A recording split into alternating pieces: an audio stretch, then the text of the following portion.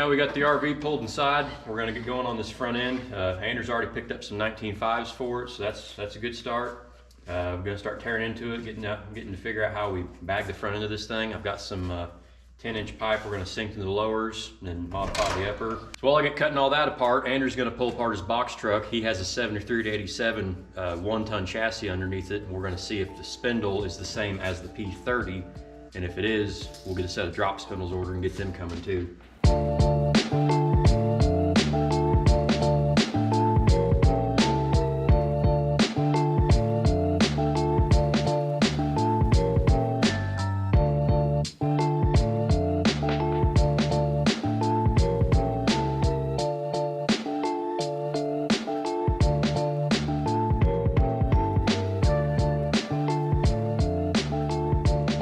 So we got the front of the box truck tore down and kind of realizing some worst case fears here. We noticed first off that the rotors were definitely bigger on the P30, P40. I'm not exactly sure what this thing is either, but it's a 14.25 inch rotor. This is looking more like a 12.25 maybe. So this spindle will not fit on our RV chassis. So we got some alternatives to come up with here. Either we swap spindles to 1-ton stuff, be able to run all your factory 1-ton stuff on our RV. That kind of dooms us on our 19.5s right now. We just bought some 19.5s that fits this big 5 pattern, has the hub-centric bore that fits these little tabs, so can't really do that. There's no way of retrofitting this hub to this one because it's just it'd be another 4 inches out here, and we just can't do that. So we got some thinking to do. No one makes drop spindles for what we need here is what the problem is. So we're gonna try to come up with something else. Got to do some thinking. So while we wait and ponder more about our spindle options, I'm gonna go ahead and get started on these lower arms. Just gonna pocket them, put an airbag in the lower, sink it down best I can. On this setup, we're gonna run these 3,800 pound airbags up front. Just gonna have a lot of steer axle weight on this thing, being a rollback and all that. So bigger the better, in my opinion. More air, softer ride, more weight too. These are a 9-inch, I believe, diameter bag. Yes. So I've gotten me a piece of 10-inch pipe here that I'm basically just gonna cut the arm out, sink it down in there, weld it in. Got my lower bag plate mount here, weld it in the bottom, throw some gussets on it, and be it for the lower arms.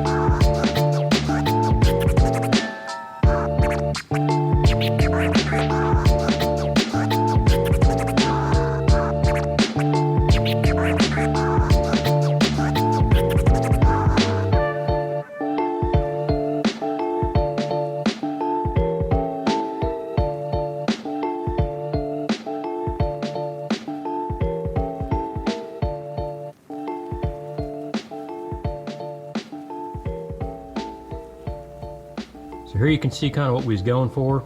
Got the airbag in place of the coil spring. There's our big pipe. Nice gap all around it for the airbag to expand, not rub on anything. This got us pretty close to being laid out. I still got to go in here and pie cut the upper arm, get some more travel out of that upper ball joint. The spindle deal, probably still going to be a lot of head scratching on that.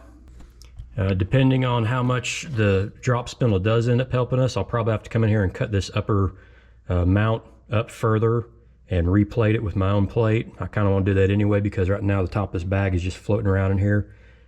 So after a couple weeks of head scratching and thinking about stuff, we decided that this is the route we're going to try to go with. The old spindles just weren't going to work. Couldn't get no drop spindles for it, so we were hoping that 1-ton stuff was similar. As far as the spindle goes, I think it is. So what we're going to try is a 3-inch drop spindle, 73 to 87 Chevy, a 2-wheel drive 3/4 ton rotor, and then we're going to try to make our 8-lug to 5-lug adapter fit this. Probably going to be some machining involved.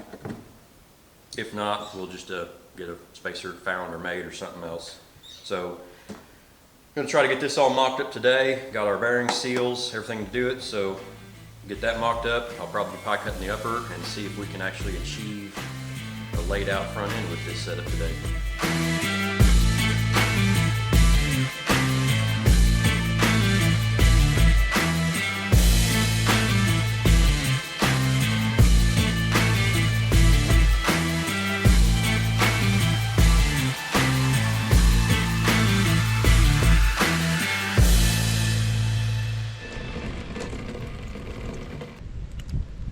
So I've got the initial mock-up going on right now. We're about an inch from laid out right here, and the lower arm is currently hitting the stock cross member. I've went ahead and pie cut the upper arm just so it doesn't bind. It's looking not happy at the moment. So get that last inch. I'm thinking we're already gonna have to cut into the cross member. We got about 2 inches right now between the lower bag plate and the cross member itself. Our 3,800 pound bag is roughly 3 inches collapsed, so already gonna have to cut it. Kind of debating on raising the upper arm maybe an inch just to get rid of some of this nasty looking camber and help that upper ball joint out. At ride height, we figure about an 8-inch ride height on this thing, so that makes the lower arm coincidentally parallel with the ground, and the upper arm is actually running uphill slightly. So by raising it, it really wouldn't affect any kind of drivability issues. It would just help out everything laid out here.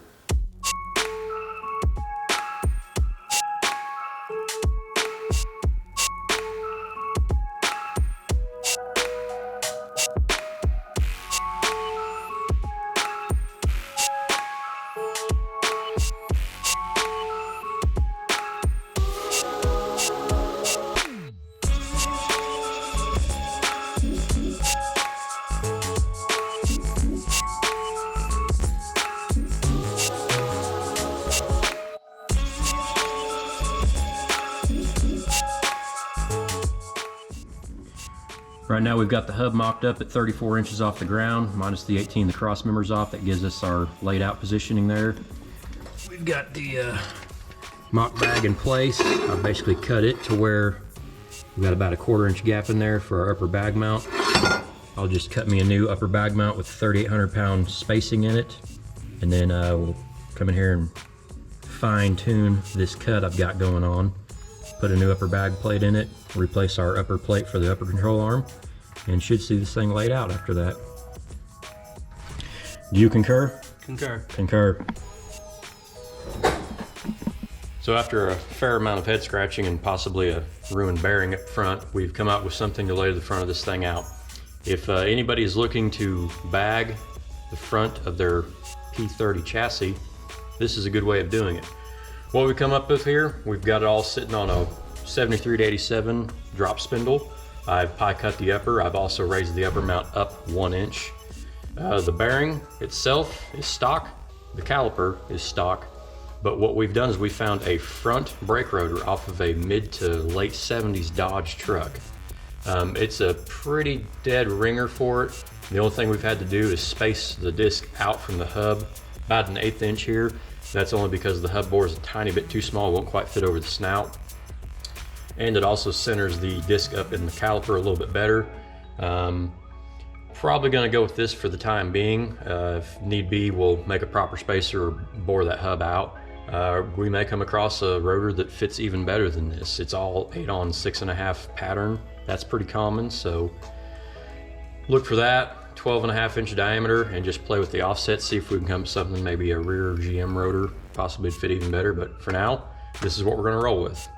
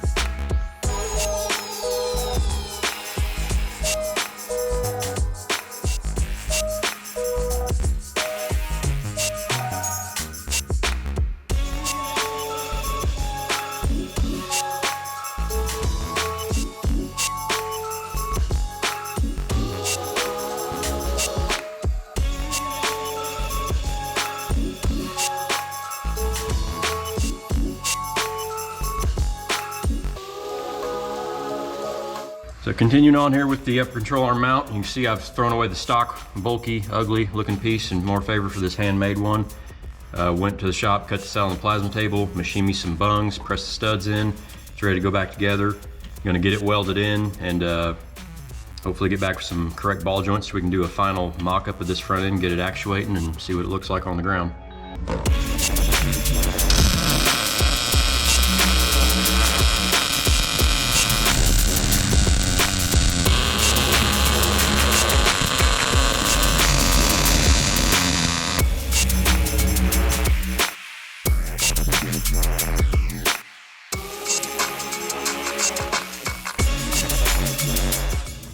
So, little known fact about the modern day RV, you would think the structure of the vehicle would be like in the frame or in the walls of the body or something like that. Turns out, it's in the floorboard carpet. This is impossible to get up. I don't know what they've done here, but jeez.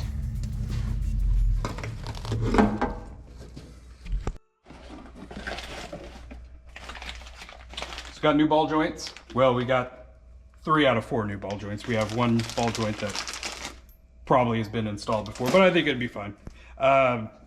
We are going to 1-ton ball joints here instead of the virtually 1.5 ton medium duty ball joints, just because they are available.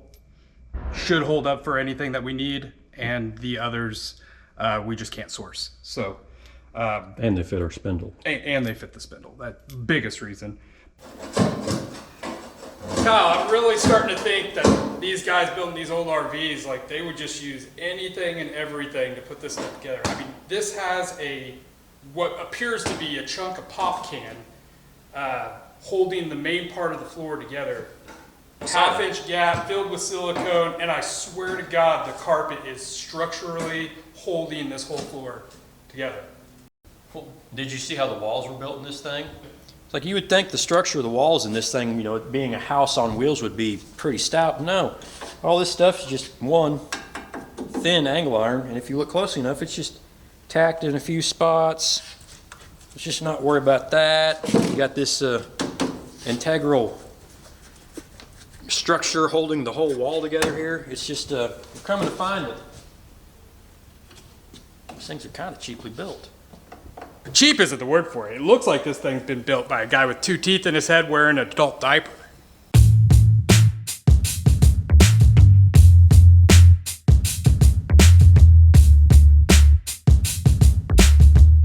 So I've been spending some time today getting the front end put back together. We got all of our bearings put back in, stuff like that. Got the front wheels on it. Gonna set this front end down and see what she looks like laid out for the first time. We're officially on air. Can you believe that? The magic of television, this has all been one episode, but it's actually been about 2.5, 3 months or so. Yeah. You know, ain't no secret, this isn't our full-time jobs. We get 1 day a week to play with this stuff, so stuff didn't go quickly as we want to, but progress nonetheless.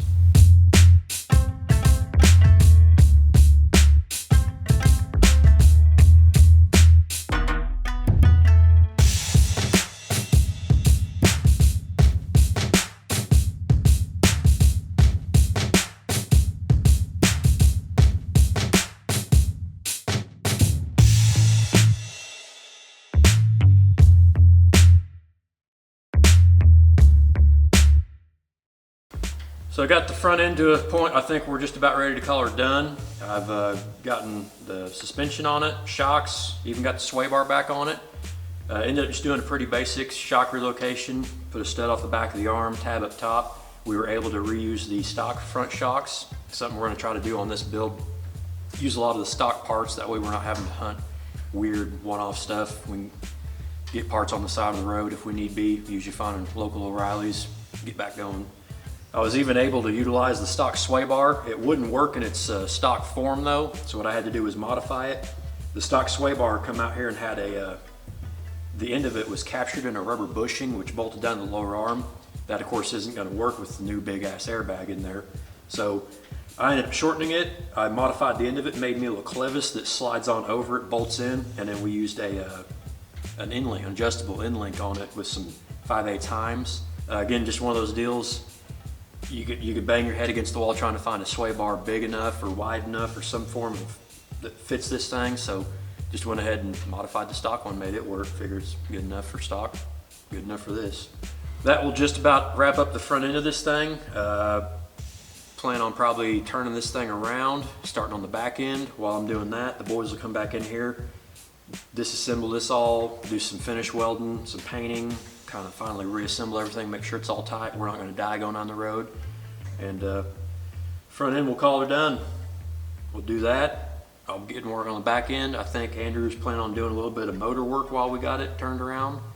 And just keep plugging away at it, one day at a time, till one day we have a car hauler out of this thing. Boom, just like that, we got the front end bagged, sitting on the ground. We're excited to get this thing pulled out. We're gonna clean it all up, clean up the shop, flip it around and start after the back end. Hopefully get it done a little bit faster. It's pretty straightforward, nothing fancy there. 4-link, Watts link, get it laying on the ground. We do have to stretch the frame just a little bit. I think we're about a foot or so shy of where we need to be. So, but yeah, we're excited. Let's get it out and magic. So that's it. This is where we're going to end for today. And on this episode, we're going to pull this thing out, flip it around, get started on the back. But we hope you guys liked it. So like, subscribe, comment down below. That helps us out a ton, guys. And stay tuned for the next one.